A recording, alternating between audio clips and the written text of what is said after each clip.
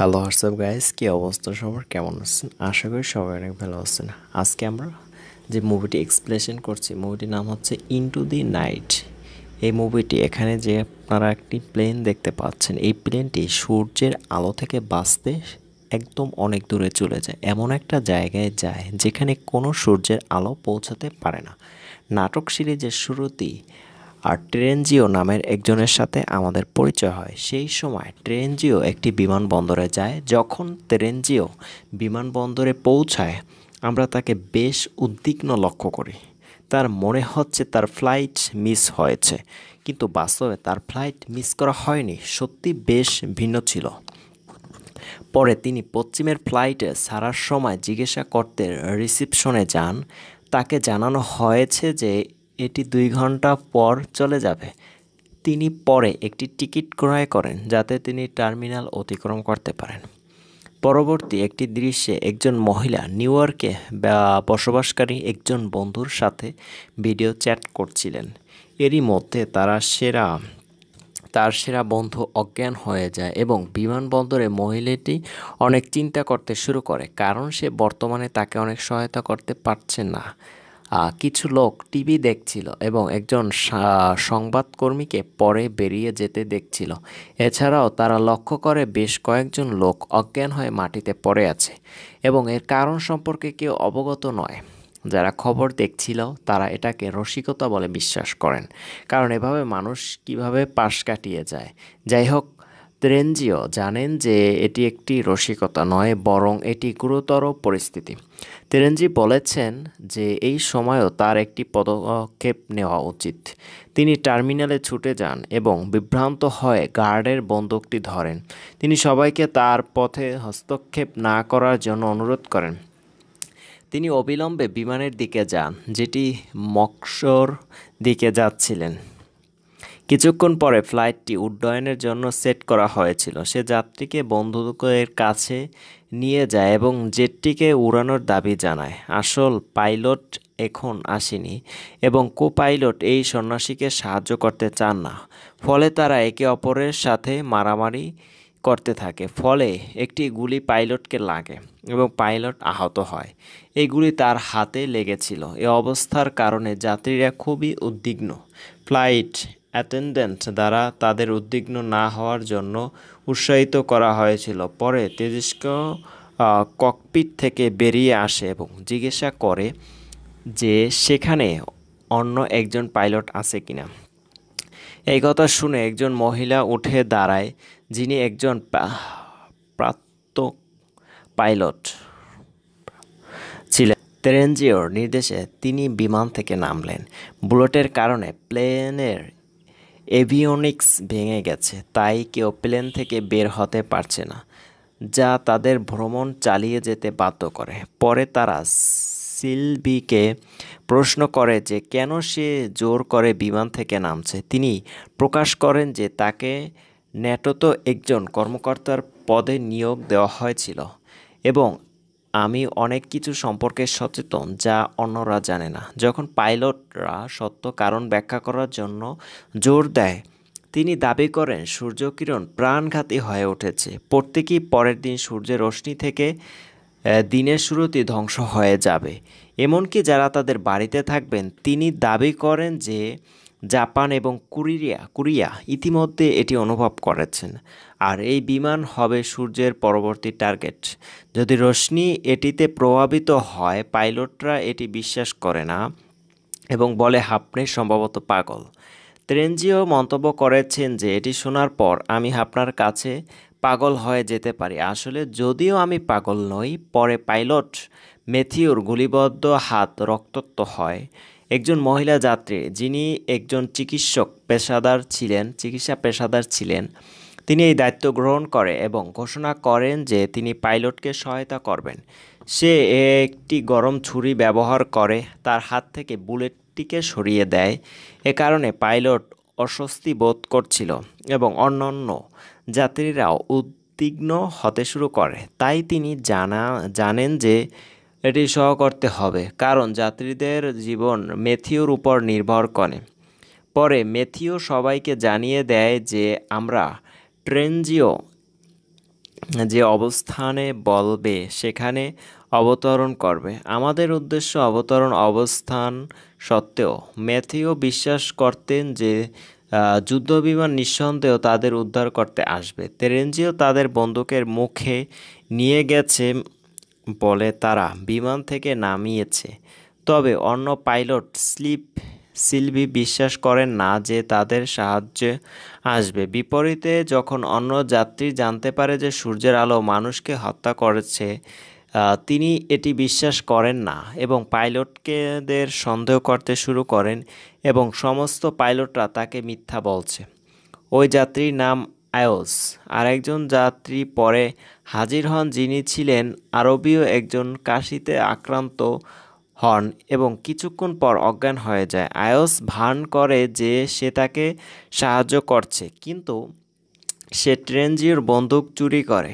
পরে ট্রেনজিকেও বাথরুমে বন্দি করা হয় এবং অন্য পাইলটদের সত্য শেয়ার করার কথা বলা হয়েছিল। তারা আমাদের জানায় যে আমরা পশ্চিমে অবতরণ করতে যাচ্ছি। তিনি তাদের জানান যে এটি আইসল্যান্ডে অবতরণ করবে, কারণ তেজস্ক্রিয় চায় আমাদের বিমান পশ্চিমে অবতরণ করুক। পুলিশ এলে তারা ট্রেনজিকেও গ্রেপ্তার করবে এবং অন্যদেরকে ছেড়ে দেবে। তিনি সূর্যের রশ্মি সম্পর্কে বলেন এবং ট্রেনজিও বিশ্বাস করেন যে সূর্যের রশ্মি মানুষকে হত্যা করছে। এদিকে অন্য যাত্রীরা মানে আছে যে তারা অদ্ভুত জিনিস দেখছেন এবং তাদের প্রত্যেকেই তাদের পরিবারের জন্য চিন্তা করতে শুরু করে। পরে পাইলট ম্যাথিউ যাত্রীকে জানান, চিন্তা করবেন না, আমি একজন অধিনায়ক হিসেবে আপনাদের দায়িত্ব নেব, আপনি সবাই আমার দ্বারা রক্ষা পাবেন। পরে এই বিমানটি পশ্চিমে পৌঁছায়। তারা আইল্যান্ডে নামতে চলছে। যখন পাইলট লক্ষ্য করলেন সেখানে প্রচুর পরিমাণে উড়োজাহাজ ফলে বিধ্বস্ত হয়েছে এবং পাইলট ট্রেনজিকেও বিশ্বাস করতে শুরু করেছে। যেহেতু তাদের কাছে যাওয়ার জায়গা নেই, তাই তারা ট্রেনজিকেও বিশ্রামাগার থেকে ফিরিয়ে আনার জন্য অনুরোধ করছিল যে আমি আমার সিনিয়রের কাছ থেকে এই বিষয়টি জানতে পেরেছি এবং আমি জানি না কেন এমনটি ঘটছে। আমি সূর্য থেকে দূরে ল্যান্ড করতে হবে যখন সূর্যের রশ্মি পৌঁছাতে পারে না, যে কিছুক্ষণ আগে অজ্ঞান হয়ে গিয়েছিল, বেঁচে ছিল, ততক্ষণ সবে শ্বাস নিচ্ছিল, তিনি মারা যেতে চলেছেন। তবে সবাইকে বলার আগে নয় যে আমি হীরা গিয়েছিলে। নার্স তার শরীর থেকে হীরা বের করার জন্য অনেক চেষ্টা করে, কিন্তু তার প্রচেষ্টা ব্যর্থ হয়। তারা পরে স্কাইল্যান্ডে জরুরি অবতরণ করে। থিস একটি কঠিন অবতরণ ছিল এবং বিমানটি একটি প্রাচীরের সাথে সংঘর্ষের ধার প্রান্তে ছিল, কিন্তু অনেক কষ্টে কিছুক্ষণ আগেই তারা বিমান থামায়। তাদের বিমান অবতরণ করার সাথে সাথে তারা তাদের পরিবারের সদস্যদের কাছ থেকে অনেক বার্তা এবং বিজ্ঞপ্তি পেতে শুরু করে। অনলাইনে খবর প্রচার করা হচ্ছিল এবং অর্ধেক জনসংখ্যা মারা গেছে। সূর্যের রশ্মির কারণে তাদের অর্ধেক বেঁচে আছে। এই বিমানবন্দর জনশূন্য হওয়ায় সেখান থেকে মানুষ পালিয়ে গেছে। তারা একটি অন্ধকার এলাকা খুঁজছিল যেখানে তারা লুকিয়ে থাকতে পারে। খবরে বলা হয়েছে যে সূর্য উঠলে এবং একজন ব্যক্তির বাংকারে লুকিয়ে থাকলে মারা যাবে। এই যাত্রীদের সবাইকে পশ্চিম দিকে উড়াতে হবে। এজন্য তারা তাদের প্রয়োজনীয় জিনিসপত্র এবং ব্যাগ প্রস্তুত করছিল। একজন পুরুষ তার স্ত্রীর কাছে ফিরে যেতে চায়। সে তাদের সাথে তর্ক করছিল যে আমি পশ্চিম দিকে যেতে চাই না। তাকে ফেরার অনুমতিও দেওয়া হয়েছে। কানাডা ছিল তাদের পরবর্তী স্টপ, যেখানে তারা তাদের বিমান জ্বালিয়ে দেবে। রেডিও ঠিক হয়ে যাবে কিছুক্ষণ পর। ইন্টারনেট সিগন্যাল ঠিক হয়ে গেলে উপরন্তু তারা তাদের প্রিয়জনের শেষ বার্তা ছিল যে অনেক নোট পেতে, কারণ তাদের প্রিয়জন পরে মারা গেছে। একজন ব্যক্তি পরে তাদের জানায় যে কেন মানুষ সূর্যের রশ্মি থেকে মারা যাচ্ছে, তার জন্য গ্রহটি দায়ী। তাদের মধ্যে একজন ছিলেন জলবায়ু বিশেষজ্ঞ। তিনি সূর্যের সচ্ছলতা সম্পর্কে জানেন। তিনি দাবি করলেন যে সূর্যের চৌম্বক ক্ষেত্র প্রতি 11 বছর একবার উল্টে যায়, কিন্তু এবার ছেলের উল্টো তীব্রতা আরও দুর্বল লক্ষ্য করা গেছে। তিনি দাবি করেন যে গামা বিস্ফোরণে সূর্যের রশ্মি পৌঁছাতে পারে এমন প্রতিটি অঞ্চলকে প্রভাবিত করেছে। এই গামা রশ্মি মানুষকে মৃত্যুর জন্য দায়ী। এই তত্ত্ব প্রমাণ করার কোনো উপায় তাদের নেই। পরে আওয়াজ একটি রিপোর্টারের মাধ্যমে জানতে পারে যে বিমানটি থাকা আরএএফ কর্মীদের সবাই সন্ন্যাসী। তারা আফগানিস্তান থেকে এসেছে এবং তাদের গ্রেপ্তার করা হয়েছে। তারা নিজ নিজ জেলায় ফিরেছিলেন। আমরা দেখি একজন সন্ন্যাসী এবং একজন বৃদ্ধ লোক বাইরে লড়াই করছে এবং এই বৃদ্ধকে মাটিতে টেনে নিয়ে যায়। এই প্রক্রিয়ায় তাকে হত্যা করে। পাইলট যখন এটি জানতে পারে, মূল পাইলট সিদ্ধান্ত নেয় সন্ন্যাসীদের কানাডায় পাঠাতে এবং সেখানে থেকে একটি নতুন ফ্লাইট নেবে। তারা অবশেষে অবতরণ করে। সূর্যোদয়ের আর মাত্র 2 ঘন্টা বাকি আছে। সন্ন্যাসীদের কাছাকাছি একটি স্থানীয় রেডিও ও মেরামতের দোকান খুঁজে বের করার নির্দেশ দেওয়া হয়। তারা দুজনে যাত্রী নিয়ে যেতে বলে। তারা রাজি হয়ে গেলে এই বলে তারা ইয়াকুব ও জিব্রাইলকে তাদের সাথে নিয়ে আসবে। জ্যাকব এই বিমানটি সম্পর্কে সচেতন ছিলেন এবং গ্যাব্রিয়েলে এ সম্পর্কে অবগত ছিলেন না। জ্যাকব এবং গ্যাব্রিয়েল যখন সন্ন্যাসীদের সাথে যাচ্ছিলেন, জ্যাকব তাদের ঘরে তালাবদ্ধ করে। তিনিও জিব্রাইলকে সঙ্গে নিয়ে আসতে চান। গ্যাব্রিয়েল তিনি চক্রান্ত সম্পর্কে অবগত নয়। তাদের ছেড়ে যাওয়ার পর যেতে চান না। জ্যাকব প্লেনের দিকে ছুটে যায় কারণ তার কাছে পর্যাপ্ত সময় নেই গ্যাব্রিয়েলকে তার সাথে যেতে রাজি করার জন্য, সেখানে দাঁড়ানোর জন্য। এই বলে তিনি দ্রুত বিমানের দিকে এগিয়ে যান। সন্ন্যাসীরা তাকে অনুসরণ করছিল। যখন গ্যাব্রিয়েল এই শহরে চলে গেছে, জ্যাকব তারা করার সময় তাকে সন্ন্যাসীদের ছাড়াই বিমানটি টেক অফ করে।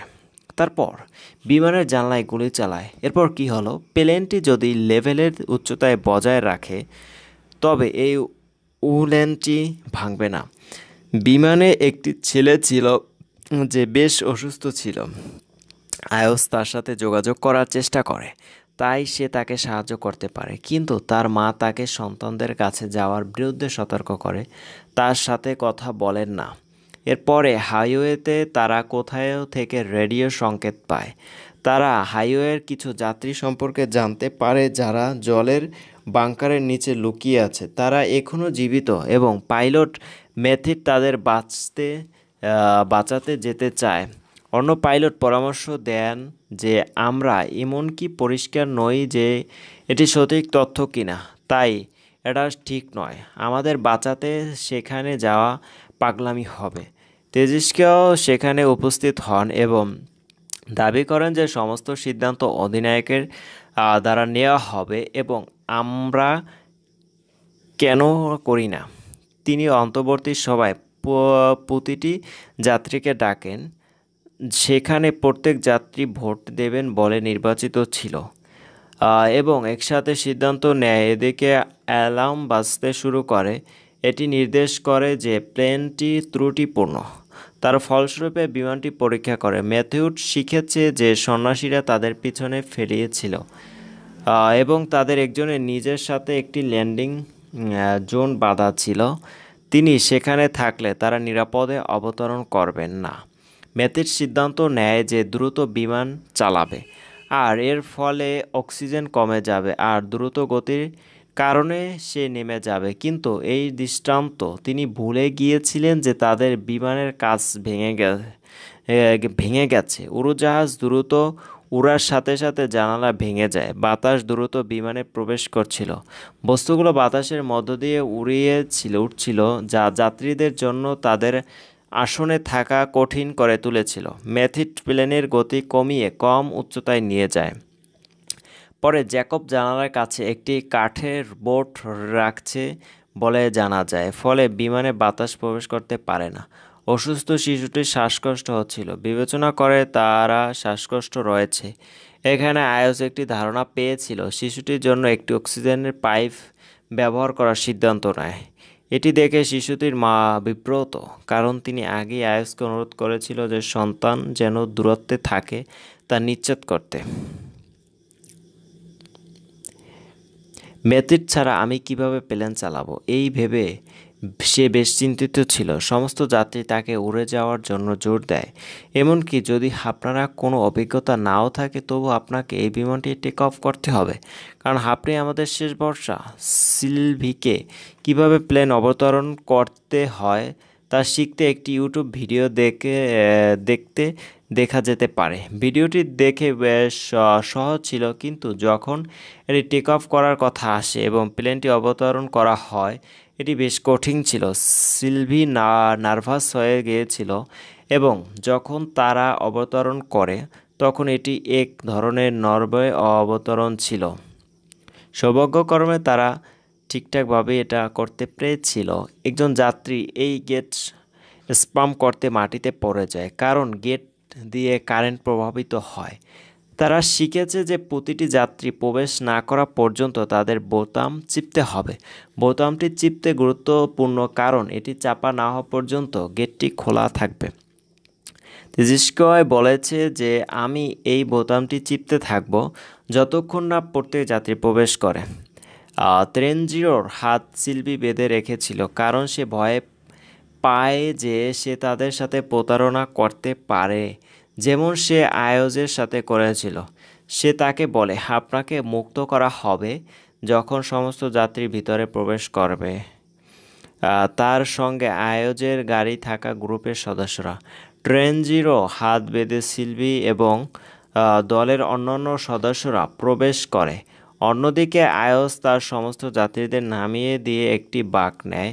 তারপর সে অন্য মোড় নেয়। তিনি একটি ভিন্ন গেট দিয়ে বাঁধের বাংকারে প্রবেশ করেন, কারণ তারা একটি ভিন্ন গেট দিয়ে চলে গেছে। তাই তেরেনজিও সেখানে একাই চলে গেছে। বাকি সব দলের সদস্যরা যখন বাংকারে প্রবেশ করছিল, অবশেষে সেনাবাহিনী তাদের সবাইকে স্বাগতম জানায়। তারা তাদের জানায় যে সবাই এখন নিরাপদ। তেরেনজিও বাইরে একা থাকে এবং ঈশ্বরের কাছে তার অপকর্মের জন্য তাকে ক্ষমা করতে বলে। তিনি সূর্যের মুখোমুখি হওয়ার জন্য প্রস্তুত ছিলেন। বাকি সব যাত্রী বেঁচে থাকলেও সূর্যের রশ্মির আঘাতে তেরেনজিও নিহত হয়। এই দিয়ে এই ছবিটি এখানেই শেষ হয়। মুভি এক্সপ্লেনেশনটি ভালো লাগলে অবশ্যই চ্যানেলটি সাবস্ক্রাইব করে পাশে থাকবেন, আর যারা অলরেডি সাবস্ক্রাইব করেছেন তাদেরকে অসংখ্য ধন্যবাদ।